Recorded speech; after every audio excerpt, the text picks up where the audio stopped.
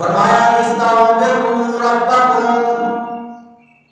انہ کان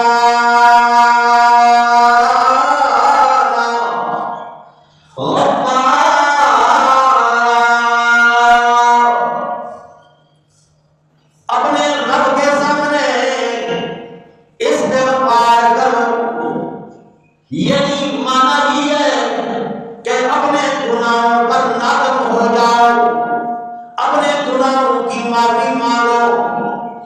دن بھر وہ گناہ کرتا ہے، آنکھوں سے بھی گناہ ہوتی ہے، کانوں سے بھی گناہ ہوتی ہے، زبان سے ہاتھ پاؤں سے گناہ ہوتی ہے۔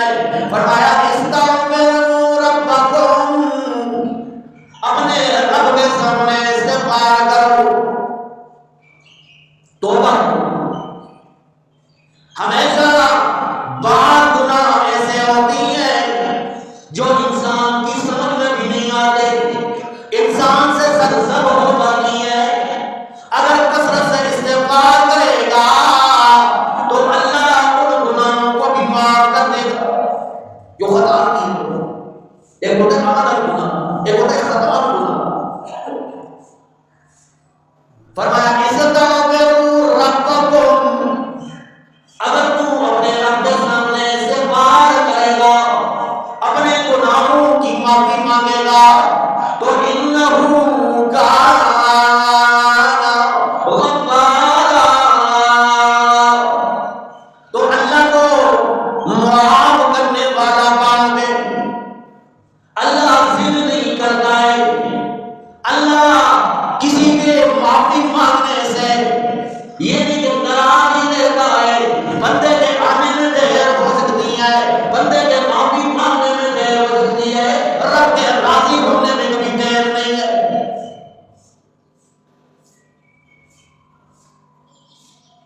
وجہ یہ ہے آج یا تو شریعت کے مطابق اللہ سے استغفار نہیں کرتا، استغفار کی جاتی ہے پورے قلب کے ساتھ، متوجہ ہو کر اللہ سے، اور ہماری جو ہاتھ اٹھے ہوئے ہوتے ہیں، استغفار کہہ رہے ہوتے ہیں، سوچے کی عمر ہوتی ہے، توجہ نہیں اللہ کے سامنے، اس لیے جو دعائیں آج ہم کر رہے ہیں قبول نہیں ہوتی۔ وجہ یہ ہوتی ہے توجہ کے ساتھ، یقین کے ساتھ اللہ سے دعائیں کرتے نظر نہیں آتی۔ شریعت کے مطابق دعا کرو، استغفار کرو، توبہ کرو، معافی مانگو۔ توبہ کرنے کا شریعت طریقہ کیا ہے؟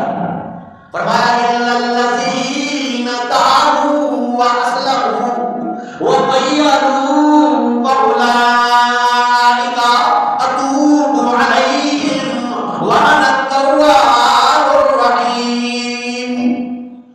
توبہ کرنے کا طریقہ یہ ہے کہ اللہ کے سامنے آئے کہ ربا میرے پروردگارا مجھ سے وہ خطا ہوئی ہے، اللہ اسے میں گناہ سمجھتا ہوں، نافرمانی سمجھتا ہوں، اللہ تو معاف کرنے والا ہے۔ ایک تو یہ اپنے گناہ جو عمل کیا ہے اس میں نادم ہو جائے، پشیمان ہو جائے، اور دوسرا وہ جو عمل ہوا ہے اسے گناہ سمجھے، گناہ کو ہے کہ گناہ کیا ہے۔ آج لوگ گناہ کو گناہ سمجھتے ہیں، اڑ جاتے ہیں، اڑنا نہیں ہے، غصہ نہیں ہوتا، گناہ کو گناہ سمجھنا ہے اور پھر نادم ہونا ہے، اس سے یہ عمل ہوا۔ پھر آئندہ نہ کرنے کا وعدہ، اللہ آئندہ میری توبہ ہے، میں یہ عمل نہیں کروں گا، نہیں کروں گا۔ لوگ اللہ کا غفور رحیم ذات ہے نا جی، اللہ کے بخشنے والا ہے، گویا کہ وہ گناہ کو گناہ نہیں سمجھ رہا ہوتا، اپنے گناہ پہ نادم نہیں ہو رہا، آئندہ نہ کرنے کا وعدہ جو ہے وہ نہیں کر رہا، کہ اللہ بخشنے والا ہے، کیسے اللہ بخشنے والا ہے؟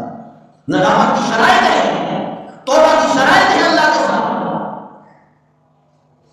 جب پوری شرائط کے ساتھ توبہ کرو گے، فرمایا انہ کان غفارا،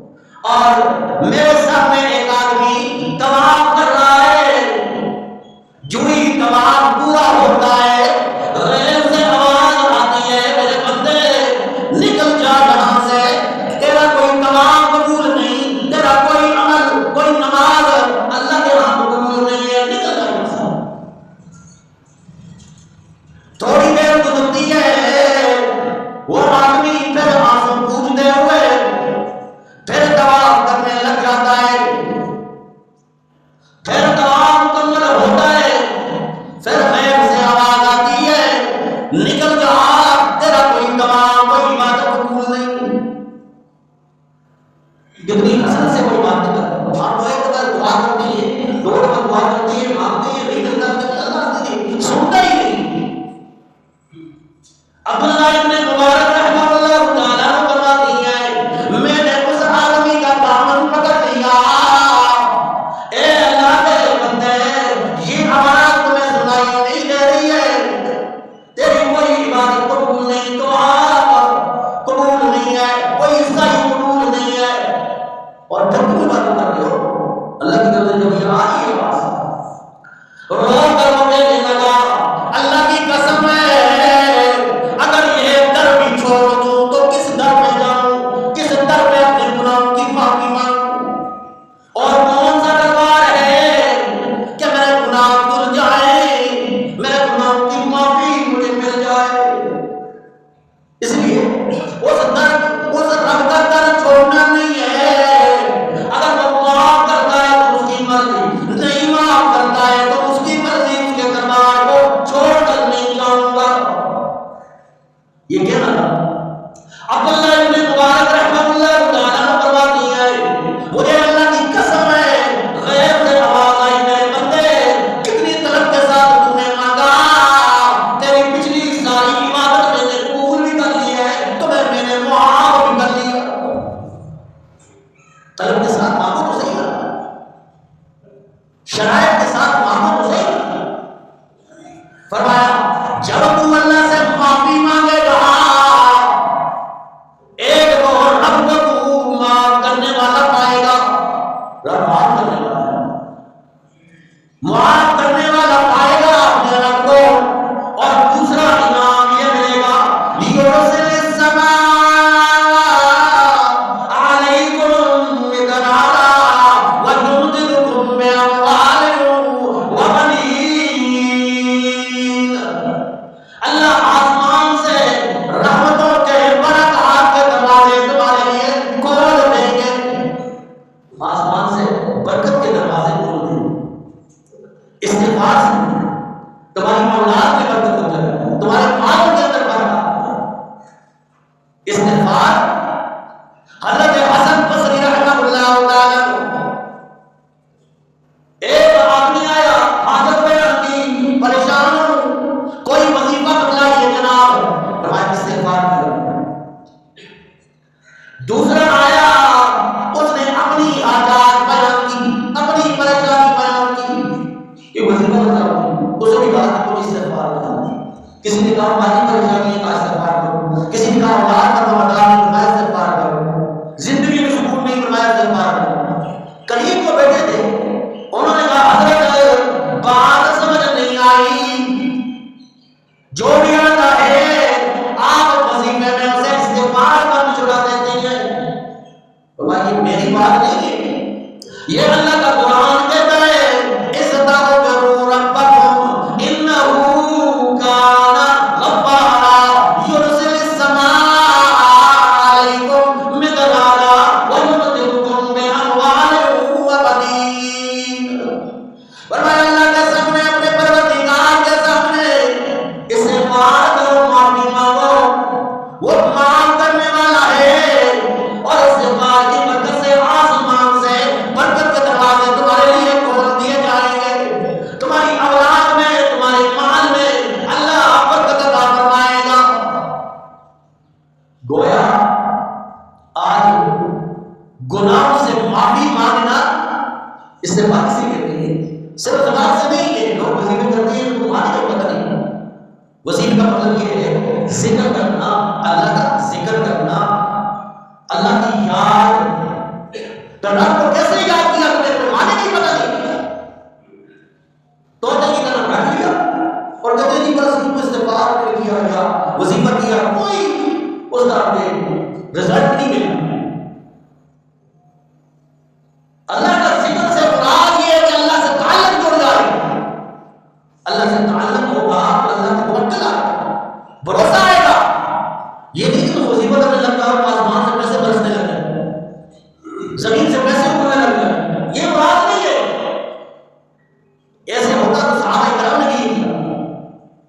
ذکر سے مراد یہ کہ اللہ کا ذکر کیا جائے تو اللہ سے تعلق جڑ جاتا ہے. اور اس سے بعد کی برکت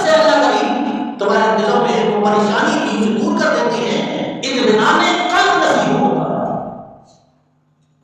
اور تمہارے لیے راستے کھول دیے جاتے ہیں، جیسے اسباب پیدا کر دیے جاتے ہیں کہ تمہاری کوئی پریشانی دور ہو جاتی ہے۔ وَمَن يَتَّقِ اللَّهَ يَجْعَل لَّهُ مَخْرَجًا وَيَرْزُقْهُ مِنْ حَيْثُ لَا يَحْتَسِبُ۔ تمہارے دل میں وہ خوف پیدا ہو جائے، پھر اللہ تمہیں رزق وہاں سے دے گا جہاں سے تمہارا گمان بھی نہیں ہوگا، تمہارا خیال نہیں ہوگا۔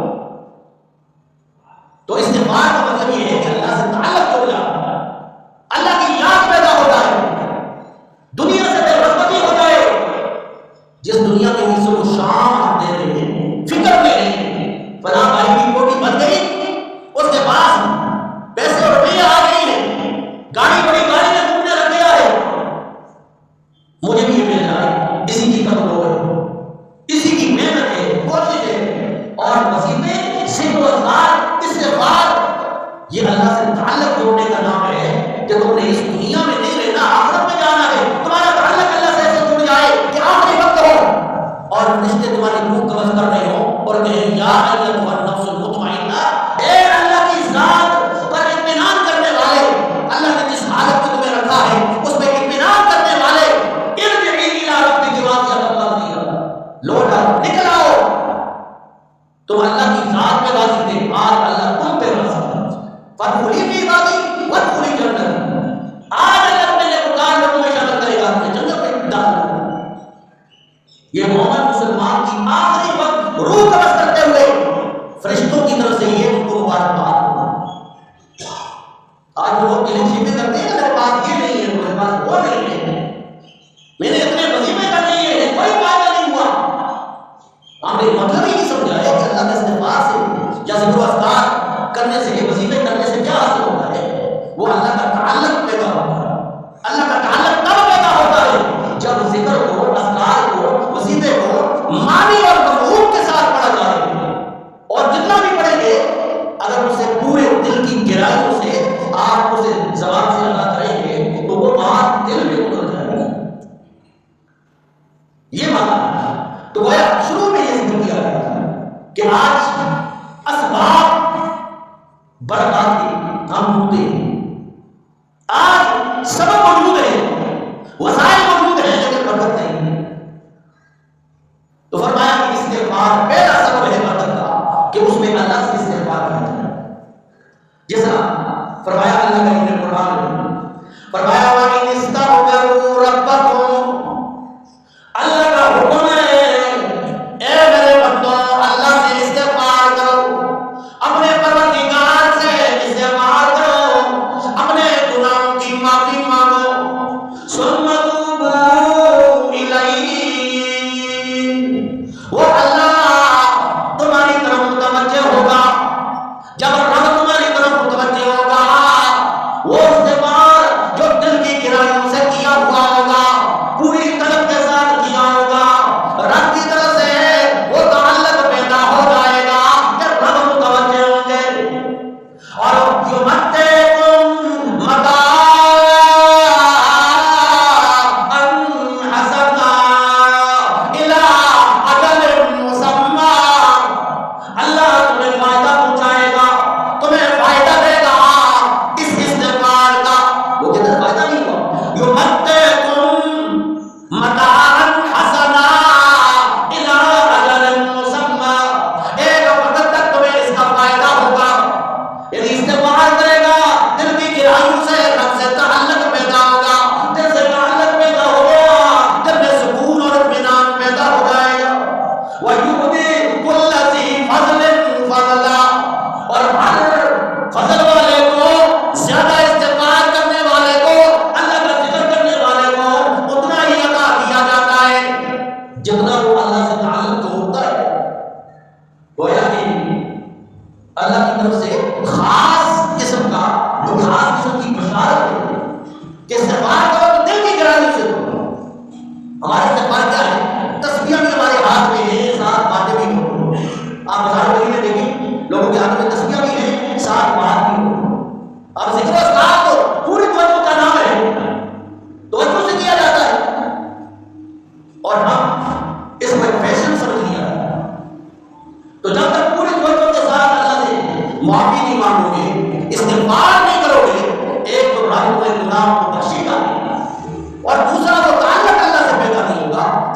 کلامی کلامی وہ الفاظ آپ کی زبان سے آتا جس کا فائدہ کچھ نہیں. نبی کریم صلی اللہ علیہ وسلم نے وضو کے بعد یہ دعا سکھلائی ہے. وضو کے ساتھ وضو کے بعد یہ دعا سکھلائی ہے. فرمایا جب انسان وضو کرتا ہے تو انسان کے صغیرہ گناہ چڑھ جاتے ہیں, صغیرہ گناہ معاف ہو جاتی ہیں, دھل جاتے ہیں. اور جب آپ نے وضو کیا تو نبی کریم صلی اللہ علیہ وسلم نے فرمایا دعا کرو, اشہد ان لا الہ الا انت استغفرک واتوب الیک. یہ دعا کرو. اللہ ہم گواہی دیتے ہیں کہ تیرے سوا کوئی عبادت کے لائق نہیں, کوئی الہ نہیں, اور ہم تجھ سے استغفار کرتی ہیں اور تیری طرف متوجہ ہوتی ہیں. یہ دعا ہے. گویا اللہ کی دعا کرتے کہ اللہ وضو کیا تو نے صغیرہ گناہ معاف کر دیے. یہ دعا پڑھی اللہ اپنے فضل کے ساتھ کبیرہ گناہ معاف کر دیتی ہے. گویا سب ہو کر صاف ہو کر گناہوں سے پاک ہو کر جب تم عبادت کرو گے وہ عبادت اللہ کے سامنے قبول ہو جائے گی. یہ اللہ کی نبی کی تعلیمات ہے. اور کیا کہا وَمَا كَانَ اللَّهُ لِيُعَذِّبَهُمْ وَأَنْتَ فِيهِمْ. جب ان کافروں نے کہا کعبۃ اللہ کے پردے کو پکڑ کے کہا اللہم ان کان ھذا هو الحق من عندک فامطر علینا حجارۃ من السماء او ائتنا بعذاب علیم. کافروں نے کہا اللہ تیرا محمد سچا بھی ہے پھر بھی ہم ماننے کے لیے تیار نہیں ہیں. ضد کی وجہ سے, اناٹ کی وجہ سے اللہ نے فرمایا وَمَا كَانَ اللَّهُ لِيُعَذِّبَهُمْ وَأَنْتَ فِيهِمْ. میرے پیغمبر جب تک آپ ان کے اندر ہیں ہم آپ ان قوم والوں کو عذاب نہیں دیں گے. اور ہمارا مزاج ہے, اللہ نے فرمایا کہ وَمَا كَانَ اللَّهُ مُعَذِّبَهُمْ. اور اللہ نہیں ہے کہ عذاب دے دے. اللہ نہیں ہے, اللہ کے مزاج میں نہیں ہے کہ اللہ لوگوں کو عذاب دے دے. وَهُمْ يَسْتَغْفِرُونَ. اگر وہ لوگ اللہ سے استغفار کرنے والے ہیں, معافیاں مانگنے والے ہیں, اللہ کے سامنے گڑانے والے ہیں تو اللہ ایسی قوم کو کبھی عذاب نہیں دیتا ہے. آج پوری قوم والوں نے اللہ سے استغفار کرنا چھوڑ دیا, معافی مانگنا چھوڑ دیا. اللہ کے استغفار معافی مانگنا یہ تو بڑا